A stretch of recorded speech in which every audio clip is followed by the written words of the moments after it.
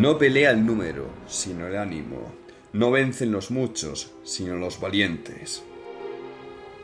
Bienvenidos a Conquista e Imperio, América Hispánica. En esta ocasión viajamos al corazón de una de las gestas más decisivas de la historia. No seguimos ya a marineros en busca de un estrecho, ni a exploradores que otean océanos lejanos. Hoy ponemos rumbo a un continente denso y poblado, donde ciudades de piedra se alzan sobre lagos y volcanes, y donde un imperio poderoso domina con férrea mano a los pueblos de alrededor. En este escenario aparece un hombre que no nació príncipe ni general, pero que supo forjarse su destino. Hernán Cortés, de origen extremeño, inquieto y ambicioso, había llegado a las Indias como tantos otros, buscando fortuna. En Cuba había acumulado riqueza y poder, y ahora se lanzaba hacia lo desconocido, al frente de una armada que pretendía explorar y que acabaría conquistando. En este primer episodio dedicado a Hernán Cortés y la conquista de México, retrocederemos a sus orígenes y lo acompañaremos en los primeros pasos de la gran expedición de 1519, desde su partida de Cuba hasta sus primeras jornadas en tierras mesoamericanas. Veremos cómo comenzaba a forjarse una gesta que cambiaría para siempre el destino de dos mundos. Aquí comienza la historia de cómo un puñado de hombres, movidos por la ambición, la fe y el azar, se adentraron en tierras desconocidas para desafiar a un imperio. Una historia de sangre y alianzas, de intriga y de conquista. El camino hacia Tenochtitlán empieza ahora. Antes de empezar con la expedición de Hernán Cortés, conviene detenernos un instante y observar el panorama más amplio del Caribe en aquellos años. Era un mundo en transformación, donde viejos conquistadores se apagaban y nuevas ambiciones empezaban a gestarse. Un ejemplo claro fue Juan Ponce de León, veterano de la segunda expedición de Colón y primer gobernador de Puerto Rico. Era un hombre tenaz. Había fundado los primeros asentamientos en la isla y extendido la presencia castellana en aquellas tierras, pero sus últimos años fueron testigos de una carrera que, aunque brillante, terminaría marcada por la adversidad. En 1513 encabezó la primera expedición oficial hacia las tierras del norte que bautizó como la Florida, en honor a la Pascua Florida. Recorrió sus costas y trazó las primeras cartas de aquella tierra desconocida, abriendo una nueva ruta para los navegantes de Castilla. Desde entonces, la posteridad lo ha asociado con la búsqueda de la mítica fuente de la juventud. Algunos cronistas hablaron de rumores entre los pueblos indígenas sobre aguas milagrosas. Otros negaron que ese fuera su verdadero objetivo. Lo cierto es que la leyenda creció con el tiempo, envolviendo la figura de Ponce de León en un halo de misterio que aún lo acompaña. Tras aquel descubrimiento, regresó a España en 1514. Allí fue recibido con honores. El rey Fernando lo armó caballero y le confirmó el gobierno de Puerto Rico, además de concederle autorización para emprender nuevas empresas en la Florida. Sin embargo, la muerte del monarca en 1516 retrasó sus planes. Durante esos años se vio envuelto en disputas legales por sus derechos y apenas pudo atender a sus asuntos en el Caribe. Finalmente, en 1521, Ponce de León organizó una expedición con 2 navíos y más de 200 hombres, llevando ganado y provisiones, con la clara intención de establecer un asentamiento permanente en Florida. Desembarcó en la costa suroeste, cerca de lo que hoy es Charlotte Harbor, pero los pueblos calusas ofrecieron una resistencia feroz. En una escaramuza, el veterano capitán fue alcanzado por una flecha que, según relataron algunos, estaba envenenada. La herida resultó mortal. Trasladado a Cuba, murió allí pocos meses después, en julio de 1521. Sus restos reposan en San Juan de Puerto Rico, donde se le recuerda como pionero de las expediciones hacia el norte. Mientras Juan Ponce de León se despedía del mundo en Cuba, otra figura clave del Caribe también vivía sus últimos capítulos: Diego Colón, hijo del almirante. Desde 1509 había sido nombrado gobernador y virrey de las Indias en nombre de su padre, defendiendo con férrea voluntad los privilegios que la corona había otorgado a los Colón tras el descubrimiento. Durante los años siguientes, Diego Colón gobernó desde Santo Domingo con gran aparato, rodeado de una corte que buscaba imitar la pompa señorial de Castilla. Tenía palacio, criados, aliados y enemigos, y no dudaban en enfrentarse a los oficiales reales enviados por la corona, que veían con desconfianza la fuerza de su linaje.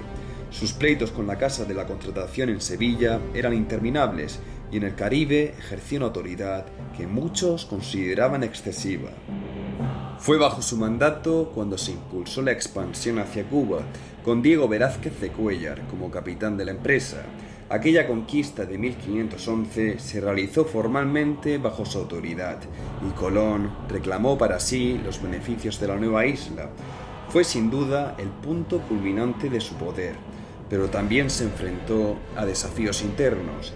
En 1522 estalló en la Española la primera gran rebelión de esclavos africanos en el Nuevo Mundo. Un numeroso grupo de cimarrones, organizados y armados, trató de huir de las plantaciones y levantar una revuelta general. La insurrección fue sofocada con dureza por orden de Diego Colón, que recurrió a tropas y refuerzos locales. El levantamiento fue aplastado y muchos de los cabecillas ejecutados, enviando así un mensaje implacable de disciplina. Este episodio reflejaba tanto la magnitud que había alcanzado la trata de esclavos en las islas como la férrea voluntad del virrey por conservar el orden. Sin embargo, con el paso del tiempo, los enemigos de Diego Colón no estaban en los ingenios ni en los montes, sino en la propia corte de Castilla. La situación cambió radicalmente con la muerte de Fernando el Católico en 1516. El nuevo rey, Carlos I, apenas instalado en el trono, veía con recelo las pretensiones de los Colón. En su entorno, consejeros y juristas trabajaron para recortar sus privilegios, temiendo que un linaje particular se erigiera en poder paralelo al de la corona. Poco a poco, la autoridad de Diego Colón se fue debilitando. Sus decisiones eran cuestionadas y en 1518 fue apartado del gobierno efectivo de las islas. Aunque conservó el título de almirante y continuó defendiendo en los tribunales de Castilla los derechos hereditarios de su familia, lo cierto es que su poder político quedó reducido a una sombra de lo que había sido. La administración del Caribe pasó a manos de oficiales designados directamente por el monarca, y figuras como Velázquez en Cuba o Garay en Jamaica encontraron mayor libertad de maniobra. Los últimos años de Diego Colón fueron de pleitos y frustraciones.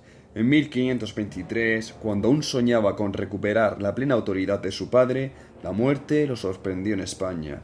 Fue enterrado en Sevilla, aunque sus restos, como los de su padre, acabarían siendo trasladados posteriormente al otro lado del Atlántico, reposando finalmente en Santo Domingo.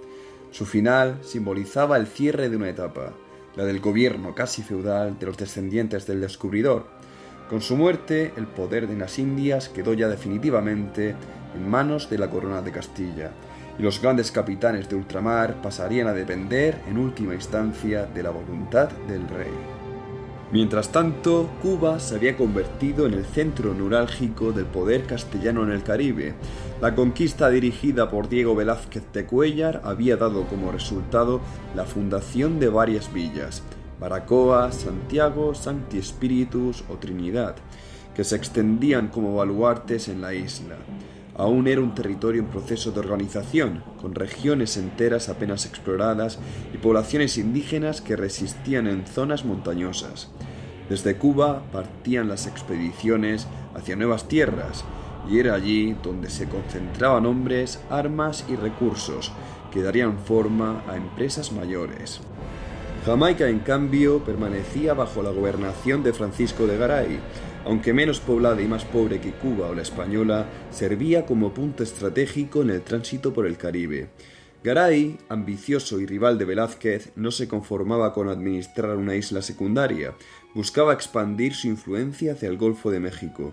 Por eso preparaba expediciones propias con la esperanza de reclamar para sí las tierras ricas que se rumoreaban en el continente. Ya hemos visto cómo el Caribe hervía en tensiones y ambiciones a las puertas de nuevas conquistas. Pero antes de seguir la estela de nuestro protagonista en aquel escenario, debemos retroceder en el tiempo, porque para comprender al conquistador hay que conocer primero al hombre, y ese viaje nos lleva a Extremadura, a los días en que comenzó su vida. Extremadura, hacia 1485. En la villa de Medellín, bañada por el Guadiana y custodiada por el viejo castillo que dominaba la llanura, nació Hernán Cortés. Su padre, Martín Cortés de Monroy, era un hidalgo de recursos limitados, y su madre, Catalina Pizarro Altamirano, provenía de familia distinguida, aunque ya sin el esplendor de antaño. De aquel matrimonio nacería un hijo destinado a traspasar las fronteras de su tiempo. Los orígenes de Cortés no fueron los de una familia apacible ni acomodada. Su abuelo materno, Diego Altamirano, aparece en documentos como notario y mayordomo ligado al castillo de la villa. Durante la Guerra de Sucesión de Castilla, Medellín se convirtió en un bastión del bando de Juana la Beltraneja y fue sitiado por fuerzas isabelinas en 1479. Dado el cargo que desempeñaba Altamirano, cabe la posibilidad de que estuviera presente en aquel episodio. Por su parte, el padre de Cortés, Martín Cortés de Monroy, estuvo vinculado a los conflictos internos de la Orden de Alcántara, enfrentada a la política de los reyes católicos, lo que muestra que la familia no estuvo al margen de las tensiones de su tiempo. Así, la cuna de Hernán se meció en un ambiente de rebeldía, guerra y conjura, marcado por los ecos de una Castilla dividida, donde las lealtades se compraban con acero y las familias vivían con la espada siempre desenvainada. Ese mundo de pugna y traición dejó huella en el niño que décadas después llevaría su propio pendón a las tierras desconocidas de ultramar. Un cronista, Francisco López de Gómara, lo describió como un niño enfermizo, de salud quebradiza. Relató que en una ocasión estuvo al borde de la muerte y que su nodriza, en la desesperación, echó suertes con los nombres de los apóstoles y eligió a San Pedro como intercesor. Hernán sobrevivió y desde entonces mantuvo una especial devoción al santo pescador, mandando celebrar cada año una misa en su honor. Fuera anécdota piadosa o hecho real, muestra desde temprano la aureola de destino que lo rodeaba. A los 14 años fue enviado a Salamanca. Allí no se graduó en Derecho, como muchos han repetido, pero sí aprendió gramática, adquirió el manejo del latín y conoció los fundamentos de la escritura jurídica. Después, en Valladolid, trabajó con un notario y más tarde residió un tiempo en Sevilla, ganándose la vida como escribano. Entre pergaminos y rúbricas se adiestró en el arte de los papeles oficiales, un arma tan poderosa como la espada en la Castilla de los Reyes Católicos. Pero la vida de Hernán Cortés no estaba destinada a gastarse en escritorios. Altivo, inquieto, con un temperamento bullicioso, miraba siempre más allá del horizonte. Dudó entre marchar a Italia, donde brillaban las campañas del gran capitán, o seguir a Nicolás de Obando hacia las Indias. La fortuna, sin embargo, lo puso a prueba. Mientras aguardaba en Valladolid la partida de la flota de Obando en 1502, un arrebato juvenil lo llevó a escalar la tapia de la casa de una mujer recién casada. La pared cedió bajo su peso y Cortés cayó al suelo, malherido. El esposo salió con la espada en mano, dispuesto a matarlo, y solo la súplica de la suegra le salvó la vida. La desgracia se agravó cuando una fiebre lo postró en cama. Perdió así el embarque y con él la primera ocasión de lanzarse a las Indias. En el año de 1504, cuando aún no cumplía los 20, Hernán Cortés se decidió al fin a dar el salto que cambiaría para siempre su destino. Tras los tropiezos que lo habían dejado en tierra, la fiebre que lo consumió, la caída desde la tapia en Valladolid y el embarque frustrado, logró asegurarse pasaje en una nao con rumbo al Nuevo Mundo. Era la nave de Alonso de Quintero, piloto de Palos de la Frontera, conocido por su genio indómito y su impaciencia. La travesía atlántica fue larga y peligrosa. Quintero, ansioso de adelantarse para obtener favores y méritos antes que los demás, trató de escapar con la nao y llegar primero. Aquella desobediencia casi le costó caro, pues los mares del Caribe castigaban sin piedad al que se alejaba de la ruta segura. Pero finalmente, tras semanas de incertidumbre y privaciones, Cortés puso pie en la isla de la Española, el primer gran baluarte castellano en aquellas tierras ignotas. Lo que encontró allí no era la abundancia soñada por tantos, sino una tierra ya disputada donde los mejores repartimientos estaban en manos de los primeros que habían llegado con Colón y Obando. A los recién desembarcados como él se les ofrecía poco más que promesas. Si permanecía 5 años en la isla, recibiría un solar para levantar su casa, un pedazo de tierra fértil y con el tiempo incluso algunos indígenas en encomienda. Era un comienzo humilde, pero a diferencia de lo que le esperaba en Extremadura, tierra árida y sin futuro para los segundones, aquí había posibilidades. La oportunidad de hacerse notar llegó muy pronto. Apenas asentado, Cortés participó en las campañas militares contra los taínos rebeldes, pueblos que todavía se resistían al dominio de Castilla. Los nombres de aquellas tierras, Higüey, Bauruco, Teiguao, Zuaragua, sonaban extraños y salvajes para los europeos, pero se convirtieron en el escenario donde el joven extremeño probó su temple de soldado. Entre espesuras tropicales, calor sofocante y emboscadas de guerreros armados con flechas, aprendió el verdadero significado de la guerra en las Indias. No eran batallas campales como en Europa, sino escaramuzas, asaltos repentinos, hambre y fatiga. Terminada la campaña, como premio recibió lo prometido, un solar en la villa de Azúa, en la costa sur de la isla. Allí fue nombrado escribano público, un cargo que implicaba levantar actas, dar fe en transacciones y custodiar documentos. No era una dignidad militar, pero sí un oficio que abría puertas. Y Cortés, que sabía tanto de pluma como de acero, entendió desde entonces que en aquellas tierras valía tanto una espada bien dirigida como un documento con sello real. Con esa base comenzó a levantar su hacienda. Se dedicó a la cría de caballos y vacas, actividad fundamental para el sustento y el comercio de la isla, y también buscó oro en los ríos cercanos, como hacían tantos otros. Poco a poco acumuló cierta riqueza y un nombre entre los vecinos. Sin embargo, no era el tipo de hombre que se conformaba con la vida tranquila de un propietario. Su espíritu buscaba siempre la acción, la intriga, la aventura. La Española, a pesar de ser la primera tierra castellana en el Nuevo Mundo, empezaba ya a mostrar signos de agotamiento. Las mejores tierras y los repartimientos más ricos estaban adjudicados desde hacía años. Para un joven ambicioso como Cortés, el horizonte se estrechaba. Observaba cómo algunos de sus contemporáneos se marchaban a probar fortuna en otras islas o en expediciones de descubrimiento, y cada noticia que llegaba sobre oro, sobre nuevos pueblos, sobre mares aún no explorados, lo encendía de impaciencia. Fueron, no obstante, años de aprendizaje esenciales. En la Española, Cortés forjó el temple que lo acompañaría después. Allí aprendió a manejar a los hombres, a negociar con astucia, a utilizar la letra y la ley como armas tanto o más útiles que la espada. Descubrió también la naturaleza de los pueblos indígenas de las islas, su organización, sus costumbres y las tensiones que nacían entre ellos y los recién llegados. Todo ello le dio un bagaje que más tarde resultaría decisivo.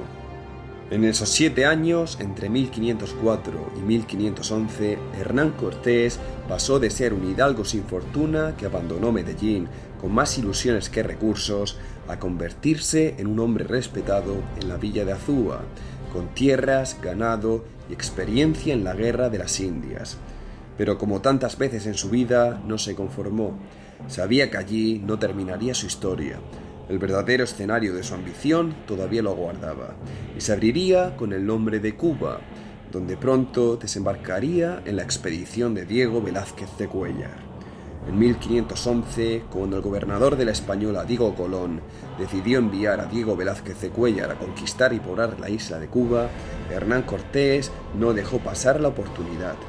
Había pasado casi 7 años en Azúa entre ganado, escrituras y pleitos, pero aquella vida sedentaria no bastaba para un espíritu inquieto. Cuba prometía horizontes más amplios, tierras vírgenes y sobre todo ocasión de destacar. Velázquez, hombre de armas pero también político hábil, supo reconocer en Cortés a alguien útil para la empresa. Lo incorporó como escribano y secretario, confiándole tareas administrativas vinculadas al reparto de bienes y al control de cuentas en las primeras expediciones a Cuba. No era un cargo de capitán ni de soldado, pero le otorgaba un papel clave. Cortés manejaba papeles y cuentas y por tanto se hallaba cerca del corazón mismo de la nueva organización de la isla. Pronto, además, recibió tierras y encomiendas. Se le asignaron indígenas en el territorio de Manicarao, con lo que amplió su hacienda y consolidó su posición. No tardó en dedicarse a la cría de ganado y a la explotación de minas de oro, fuentes de riqueza que lo convirtieron en un vecino acomodado. En una tierra aún en formación, esto significaba poder.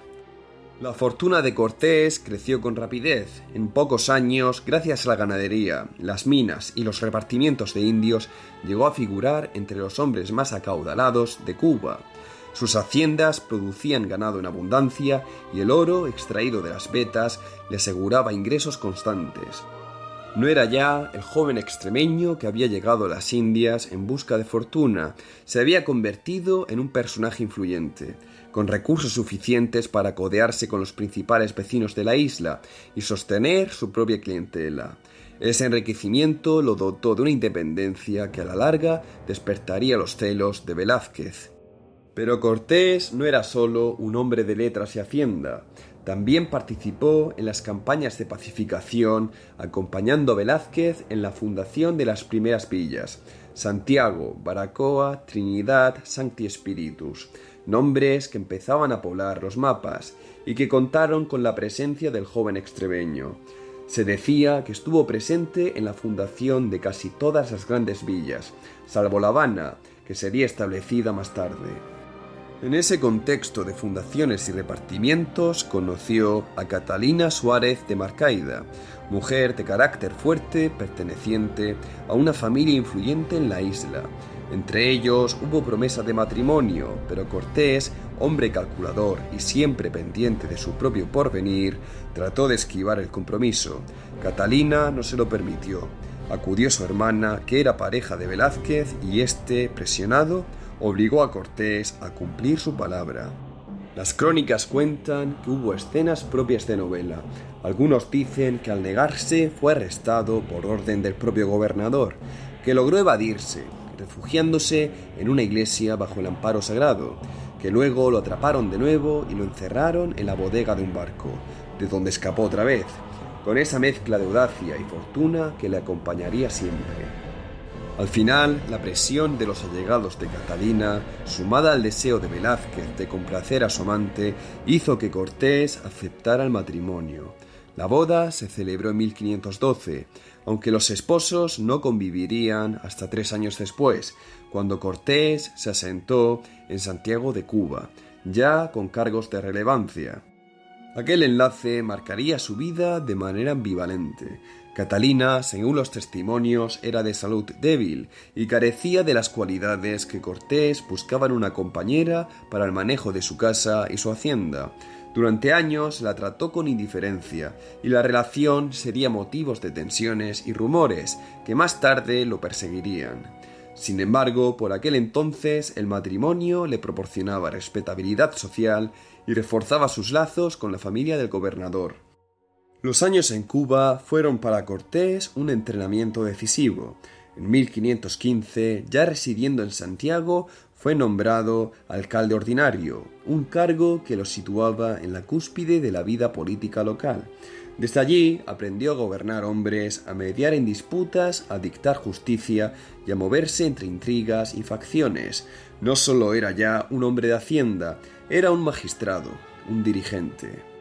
En el plano personal, Cortés mostraba rasgos contradictorios que fascinaban y desconcertaban a cuantos lo rodeaban. Sabía mandar con serenidad, con voz baja, pero también se encendía y perdía la compostura cuando lo contrariaban. Era culto, conversador ameno y a la vez inclinado a los juegos de azar y a lances amorosos. Tenía fama de mujeriego, y de aquellos años le quedó una cicatriz bajo el labio, recuerdo de una riña que ocultaba con la barba.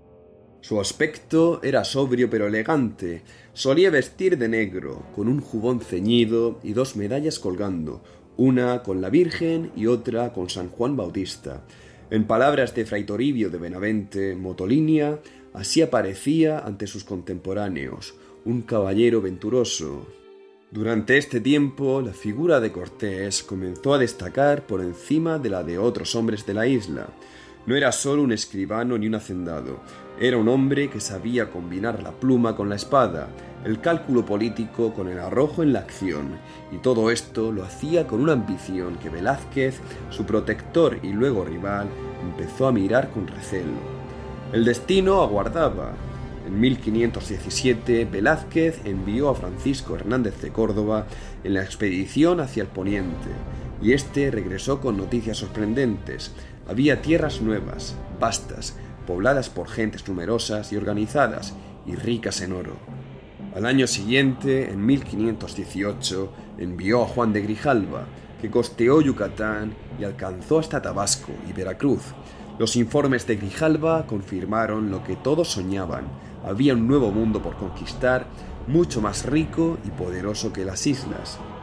Velázquez decidió entonces enviar una tercera expedición, más numerosa y mejor preparada, y fue allí donde puso sus ojos en Hernán Cortés. El 23 de octubre de 1518 le confió el mando. Oficialmente se trataba de una empresa de exploración y socorro. Debía buscar a Grijalva, rescatar a españoles cautivos, llevar el evangelio a nuevas tierras y proclamar la soberanía de Carlos I. Pero Cortés, desde el primer momento, concibió la expedición de otro modo, como la gran oportunidad de su vida. El nombramiento de Hernán Cortés como capitán de la tercera expedición hacia las tierras descubiertas en Yucatán fue en un principio un gesto de confianza del gobernador de Cuba. Cortés había sido su secretario, su colaborador y hasta su protegido. Durante años lo había favorecido confiándole tierras, encomiendas y cargos. Sin embargo, con el tiempo había aprendido a desconfiar de aquel extremeño de mirada penetrante y ambición desmedida. Las primeras sospechas nacieron cuando Velázquez notó que Cortés se movía con una independencia poco común. Mientras otros capitanes aguardaban sus órdenes, él tomaba la iniciativa, negociaba con comerciantes, reclutaba soldados y obtenía préstamos. Empeñó toda su fortuna y hasta se endeudó para financiar la empresa. De los 11 barcos que integraban la armada, 3 eran suyos en propiedad y en otros 2 tenía participación. Aquel detalle inquietaba al gobernador. Cortés estaba construyendo una hueste que más que de la corona o de Cuba parecía suya. El rumor comenzó a extenderse por Santiago de Cuba. El capitán de Medellín tenía la intención de alzarse con la expedición, de hacerse dueño de ella y quizás hasta de emanciparse del poder de Velázquez. Las burlas del bufón de la corte doméstica del gobernador, Cervantes el Loco, lo expresaban en verso. A la gala de mi amo Diego. Diego, ¿qué capitán has elegido? Que es de Medellín, de Extremadura, capitán de gran ventura. Más temo, Diego, no se te alce con la armada, que le juzgo por muy gran varón en sus cosas. Velázquez, hombre suspicaz, empezó a escuchar esas voces con atención. Recordaba los episodios anteriores en que Cortés había mostrado su audacia, sus fugas de prisión, sus desafíos, sus intrigas en Santiago. Ahora lo veía rodeado de veteranos de las guerras de Italia, de hombres curtidos en 1000 aventuras y también de desocupados que le juraban lealtad a cambio de promesas de oro y tierras. ¿Hasta dónde estaba dispuesto a obedecer? El 18 de noviembre de 1518, las naves de Hernán Cortés alzaron anclas en el puerto de Santiago de Cuba. Oficialmente, la expedición llevaba el sello de Diego Velázquez, gobernador de la isla, pero en realidad el ambiente ya estaba enrarecido. Velázquez, que primero había confiado en su antiguo secretario, se debatía ahora entre la ambición y el recelo. Había firmado las órdenes que autorizaban la empresa, pero el rumor en la isla era claro. Aquella armada no parecía organizarse en nombre del gobernador, sino en el del propio Cortés. A medida que la flota costeaba los puertos cubanos, la tensión entre ambos hombres se hizo visible. Tras recalar en Macaca y alcanzar la villa de Trinidad, llegó el golpe más claro de desconfianza.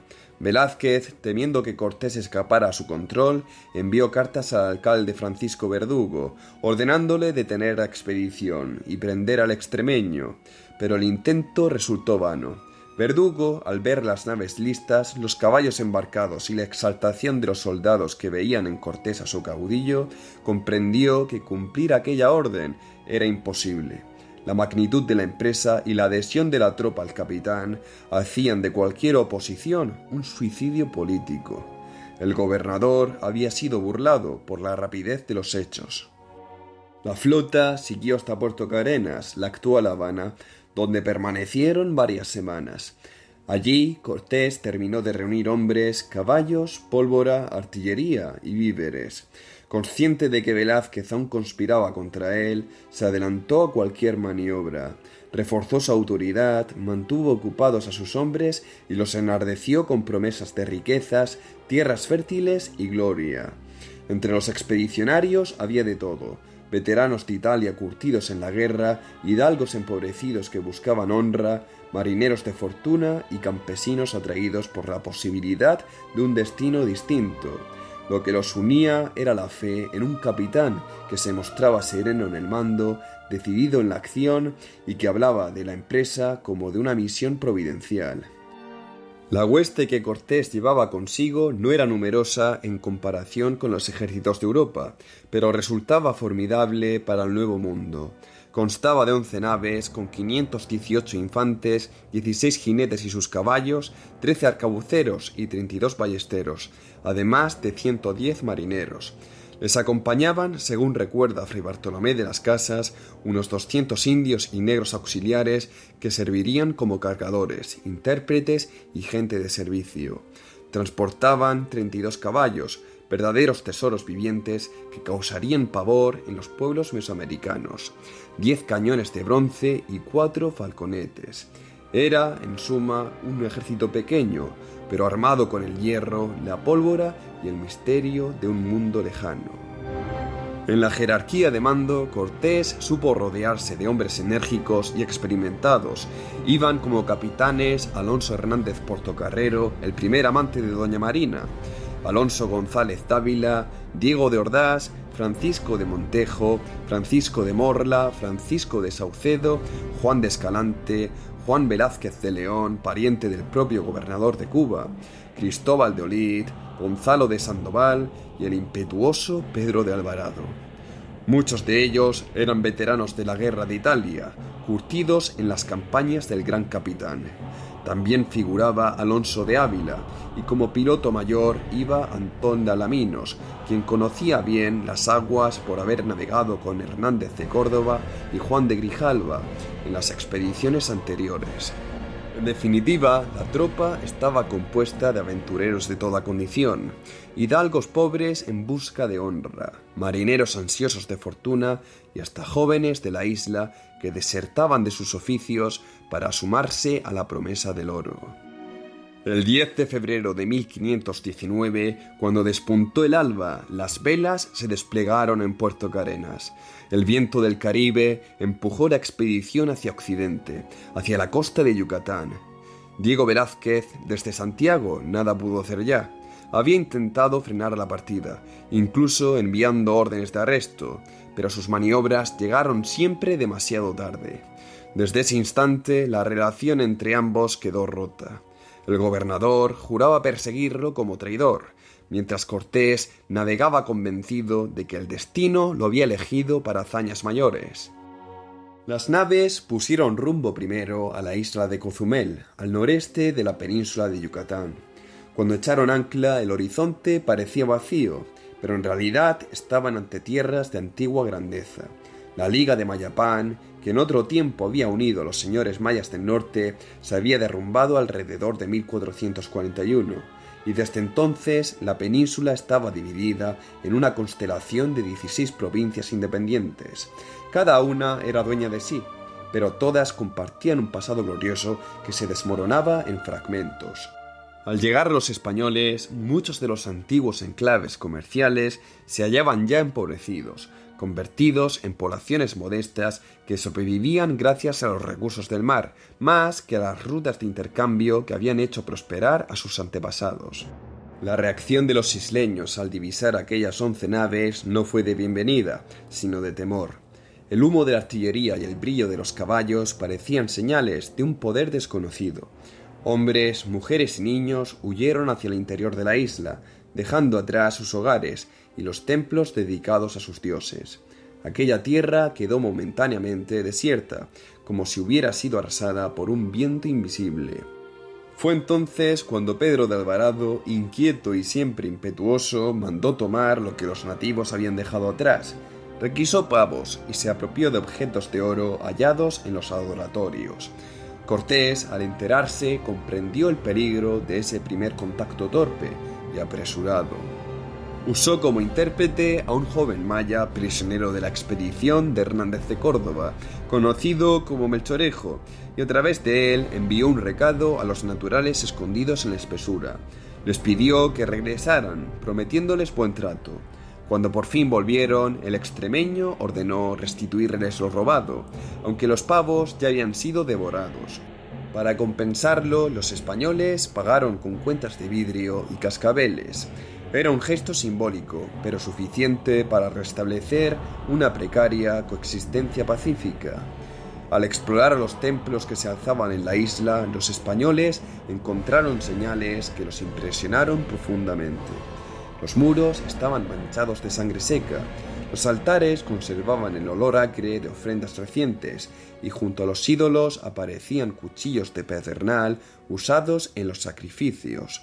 Aquellas huellas eran el testimonio palpable de prácticas que hasta entonces habían conocido solo por rumores.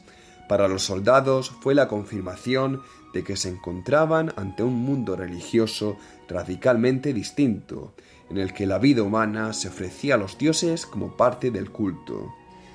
Desde ese momento, Cortés quiso que la cruz presidiera el lugar. Exhortó a los sacerdotes y caciques a apartarse de sus ídolos y abrazar la fe de Cristo. Como ninguno se atrevía a ejecutar semejante ruptura, fueron sus soldados quienes destruyeron las imágenes, encalaron la plataforma de un templo para limpiar y cubrir todo rastro de la antigua religión y levantaron en lo alto una cruz de madera. El sacerdote Juan Díaz ofició entonces una misa, la primera en aquellas tierras, y el aire de Cozumel quedó marcado por el sonido solemne de los cánticos latinos. Para los nativos fue un acto desconcertante, para los españoles un signo de victoria espiritual. Los cronistas posteriores recogieron estos días con relatos de asombro. Prudencio de Sandoval, en su biografía de Carlos V, narró cómo los isleños al principio huyeron aterrorizados y cómo los españoles, al hallar a la señora de aquella tierra y a sus hijos, recibieron hospitalidad gracias a la intermediación de Cortés.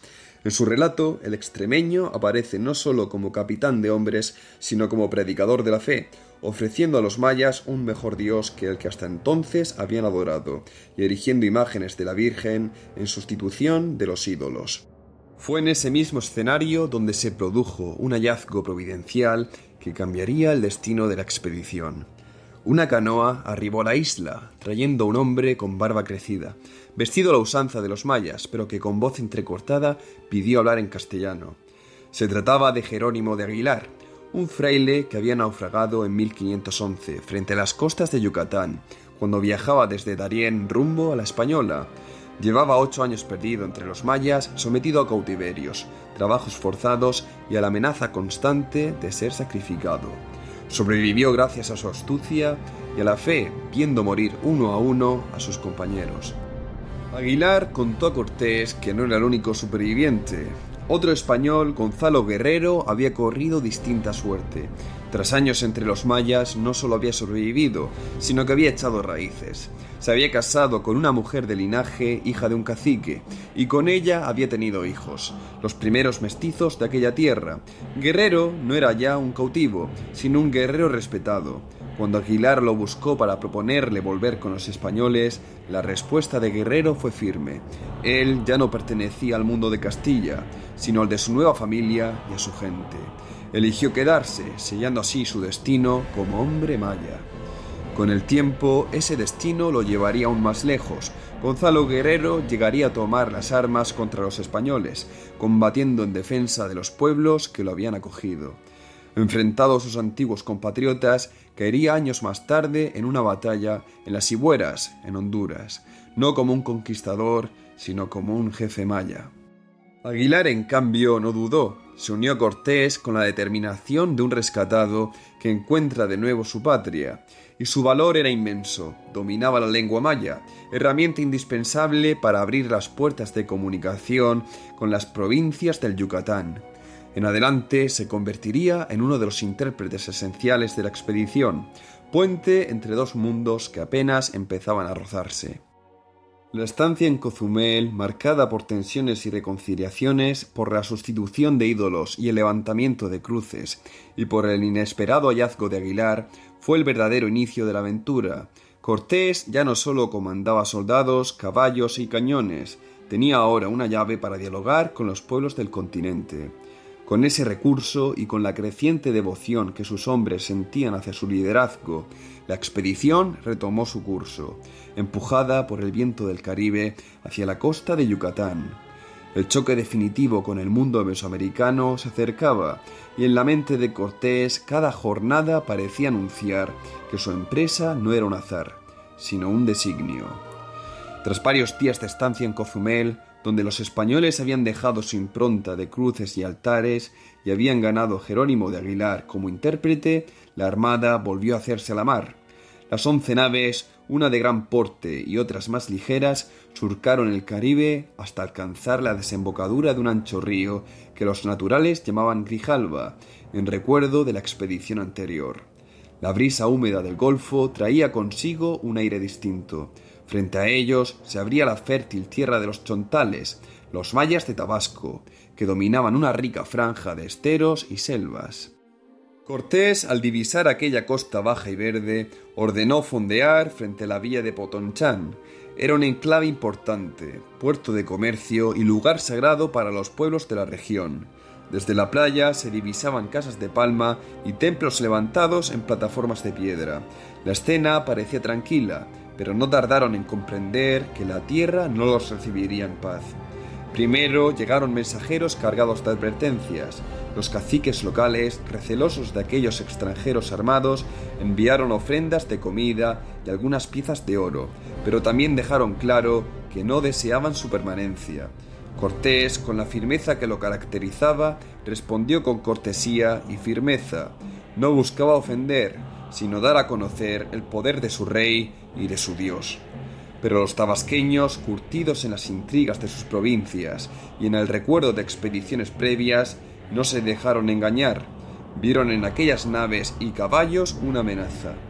Los españoles desembarcaron en Potonchán, pero pronto toparon con resistencia. Los habitantes, reunidos en número, les hicieron frente con armas propias, lanzas largas endurecidas al fuego, arcos poderosos capaces de lanzar flechas a gran velocidad, hondas y macanas de filo de obsidiana.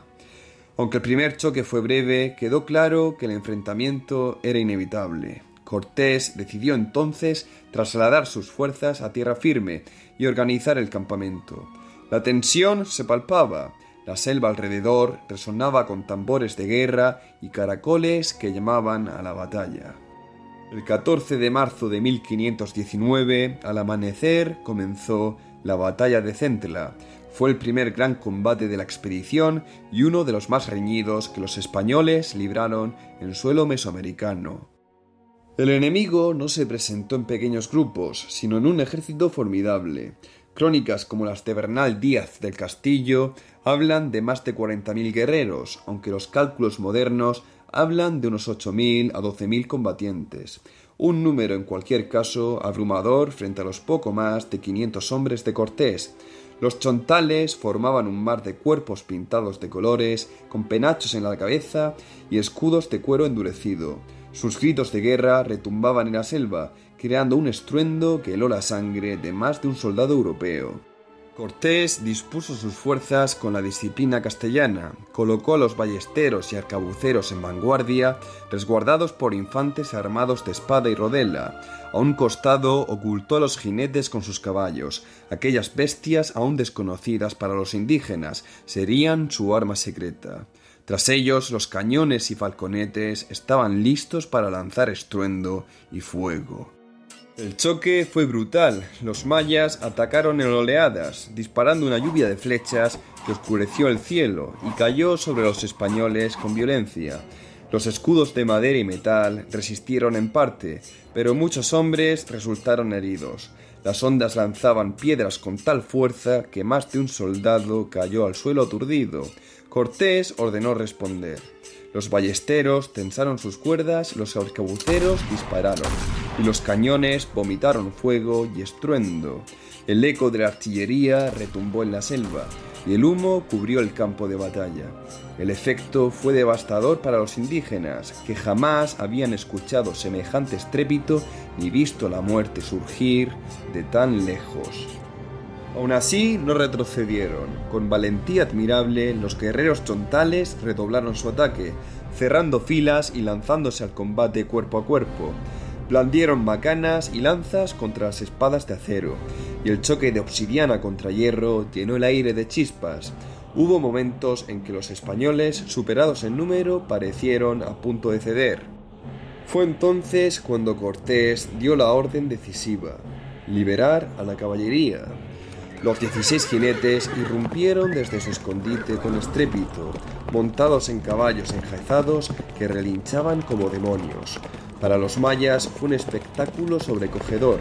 Hombres fundidos con bestias que parecían gigantes, armados con lanzas y espadas, irrumpiendo con velocidad y fuerza imparable. El pánico se propagó entre las filas indígenas. Los capitanes de Cortés, hombres como Pedro de Alvarado, Cristóbal de Olid y Gonzalo de Sandoval, dirigieron cargas feroces, abriendo brechas entre los guerreros nativos. Cada embestida de los caballos era como una tormenta que arrollaba filas enteras. El campo de Centla se convirtió en un torbellino de gritos, relinchos, humo y sangre. La batalla se prolongó durante horas. Bajo el sol abrasador del trópico, los españoles resistían gracias a su disciplina y armamento, pero también al miedo psicológico que provocaban sus armas desconocidas. Los indígenas, pese a su valentía y número, comenzaron a flaquear. Finalmente, tras sufrir grandes pérdidas, retrocedieron hacia los pantanos y la espesura. Cuando el silencio volvió, el campo estaba cubierto de cadáveres. Los cronistas hablan de más de 800 muertos tabasqueños, aunque pudieron ser muchos más, frente a unas pocas bajas españolas. El resultado fue inequívoco. La superioridad táctica y tecnológica de Cortés había triunfado sobre la abrumadora ventaja numérica de sus adversarios. La batalla de Centla no fue solo una victoria militar, fue una revelación. Mostró a Cortés el poder de la caballería y del miedo como armas psicológicas, consolidó su prestigio entre sus hombres y abrió el camino hacia alianzas que serían decisivas en adelante. Los ecos de aquel combate resonarían en todas las provincias vecinas. En esas tierras había llegado un capitán distinto, capaz de derrotar ejércitos enteros y de transformar el curso de Mesoamérica. Al día siguiente, los caciques de Tabasco reconocieron su derrota, trajeron presentes de alimentos, oro y mantas de algodón, y se postraron ante Cortés, pidiendo la paz. Pero entre los dones había algo más: 20 jóvenes mujeres entregadas como parte del tributo. Entre aquellas mujeres se encontraba una figura destinada a transformarse en clave de toda la conquista: Malinchín. Los españoles la llamaron Doña Marina, y más tarde la historia la recordaría con nombres contradictorios: la Malinche, símbolo de traición para unos, mediadora y madre de un nuevo pueblo para otros. Malinchín no era una cautiva cualquiera. Nació hacia finales del siglo XV en Painala, cerca de Coatzacoalcos, en el actual sur de Veracruz, aunque algunas tradiciones posteriores la sitúan en Copainalá, en la región de Chiapas. Sus padres eran caciques locales, lo que le otorgaba un origen noble. Sin embargo, la fortuna se torció pronto. Tras la muerte de su padre, su madre contrajo de nuevo matrimonio y el padrastro, deseoso de asegurar la herencia de su propio hijo, decidió deshacerse de la niña. Para lograrlo, la entregó a mercaderes de esclavos provenientes de Chicalango, un puerto estratégico en la frontera entre el mundo náhuatl y el maya, por entonces bajo influencia mexica. Allí, Malinchín fue comerciada como parte de las redes de tributo que unían a diferentes señoríos. Tras una guerra entre los mexicas y los mayas de Tascoop, terminó en manos del cacique Chontal de Tabasco, donde vivió como esclava durante varios años. Fue en esas tierras donde aprendió la lengua maya, que vino a sumarse al náhuatl de su infancia. Ese bilingüismo, fruto del despojo y la desgracia, acabaría convirtiéndose en la llave de su destino. Cuando los tabasqueños la entregaron como parte del tributo a Cortés, Malinchín ya podía servir de intérprete entre dos mundos, sin imaginar que su voz se volvería indispensable en el rumbo de la conquista. Cortés, al descubrir su talento lingüístico, comprendió de inmediato su valor. Jerónimo de Aguilar podía traducir del maya al castellano, Malinchín del náhuatl al maya. Juntos formarían un puente de lenguas que permitiría al capitán entender y negociar con los pueblos del altiplano. El papel de Malinchín no se limitó a la traducción. Su inteligencia y rapidez para captar las intenciones de los interlocutores le ganaron la confianza absoluta de Cortés. Ella no solo transmitía palabras, sino matices, advertencias y sutilezas. En muchas ocasiones aconsejó al capitán sobre las costumbres, las rivalidades y las trampas que se escondían tras los discursos diplomáticos de los señores indígenas. Era en cierto modo su guía dentro del mundo mesoamericano. Los cronistas cuentan que Cortés recibió con cortesía a las 20 mujeres que los tabasqueños le entregaron tras la batalla y dispuso que fueran bautizadas por el clérigo Fray Bartolomé de Olmedo. Entre ellas Malinchín, quien recibió el nombre cristiano de Marina. Inicialmente fue entregada como compañera a Alonso Hernández Portocarrero, uno de los capitanes más próximos al caudillo. Sin embargo, Malinchín destacó pronto por sus conocimientos de náhuatl y maya, lo que la convirtió en un puente indispensable entre españoles e indígenas. Fue entonces cuando Cortés la tomó bajo su protección y la incorporó a su círculo más íntimo, iniciando el papel que desempeñaría como intérprete, consejera y compañera inseparable en la conquista. Con todo, la victoria militar en Centla no bastaba para el capitán. Había que dejar constancia de que aquella tierra quedaba bajo el dominio de su rey. Fue entonces cuando Cortés fundó en las mismas riberas del Grijalba la villa de Santa María de la Victoria, el primer asentamiento estable de la expedición de Cortés en tierra firme de la futura Nueva España. Bajo el sol ardiente de Tabasco, los hombres alzaron una cruz de madera y escucharon misa solemne en honor a la Virgen. En ese acto se unían la guerra y la fe, la espada y la cruz, la violencia de la conquista y la legitimidad que buscaban proclamar. Santa María de la Victoria no se convirtió en una gran ciudad, ni era ese su propósito. Su valor era simbólico, marcar el inicio oficial de la presencia castellana en el continente, sellar con nombre y rito el triunfo sobre los pueblos tabasqueños y proyectar al mundo la voluntad de permanencia. Cortés lo sabía, no bastaba con vencer batallas, había que fundar, establecer raíces, levantar señales visibles de poder. Con la cruz en el templo y el nombre de la Virgen consagrando aquel lugar, dio un paso irreversible en su empresa. Desde Tabasco, con Malinchín a su lado y el mito de la invencibilidad extendiéndose entre los pueblos de la región, la expedición estaba ya encaminada hacia su verdadero destino, las ricas y misteriosas tierras del Imperio Mexica. En los días posteriores, la huella de la batalla de Centla se extendió por la región como un fuego imposible de apagar. Los pueblos vecinos escuchaban historias sobre hombres montados en bestias descomunales capaces de abatir ejércitos enteros con truenos de hierro. El mito de la invencibilidad comenzó a tejerse en torno a Cortés y a sus hombres, un mito que él mismo se encargaría de alimentar cuidadosamente. La expedición permaneció unas jornadas en Tabasco, reponiendo fuerzas, organizando el botín y consolidando alianzas. Los tabasqueños, ahora sometidos, ofrecieron provisiones abundantes y aceptaron la cruz cristiana en sus templos, derribando ídolos bajo la dirección de los frailes que acompañaban a la hueste. Una vez más, la religión se convirtió en bandera de conquista y símbolo de dominación. Tras haber fundado Santa María de la Victoria, con Malinchín ya integrada en su séquito, con Aguilar a su lado y con la Victoria de Centra a sus espaldas, Cortés se sentía preparado para emprender el siguiente paso. El capitán no pensaba quedarse en aquellas tierras húmedas, infestadas de mosquitos y alejadas de su verdadero propósito. Cortés tenía en mente un objetivo mucho mayor: internarse hacia las ricas tierras que, según los rumores de los indígenas, estaban más al norte. Un lugar dominado por un gran señor que recibía tributos de muchos pueblos, un imperio poderoso que los locales llamaban México Tenochtitlán. El destino estaba trazado. Desde las playas de Tabasco, Cortés y sus hombres pondrían rumbo hacia esa gran ciudad en los lagos, centro de un imperio tan magnífico como temido, un imperio del que los mayas chontales y los náufragos como Jerónimo de Aguilar hablaban con reverencia, señalando que estaban gobernadas por un soberano temido en todas las direcciones, el Tlatoani Moctezuma Xocoyotzin.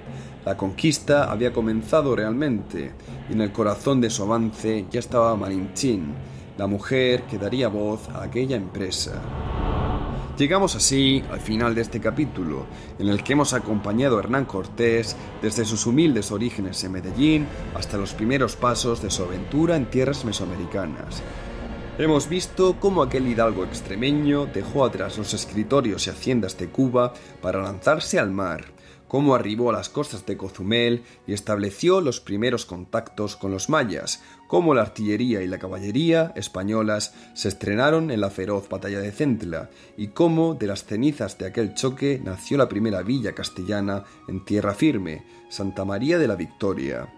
Ha sido también el momento en que apareció una figura decisiva, doña Marina, la intérprete, consejera y compañera de Cortés, cuyo papel resultaría clave en los acontecimientos que estaban por venir.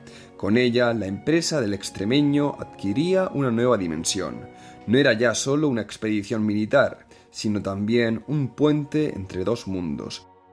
Pero la gesta está lejos de haber alcanzado su clímax. Lo narrado hasta aquí es apenas el prólogo de una historia mayor. Delante de Cortés y sus hombres se alzaban los volcanes y las montañas de la Anáhuac, tras las cuales aguardaba el poder inmenso de Moctezuma y el esplendor de Tenochtitlán.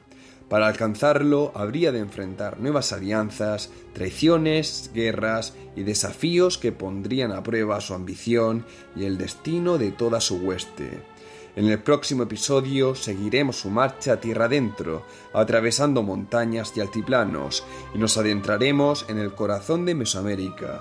Allí Cortés encontrará tanto aliados inesperados como enemigos implacables, en un camino que lo llevará paso a paso hacia el centro del Imperio Mexica. Gracias por acompañarme en este viaje y os espero en el próximo capítulo.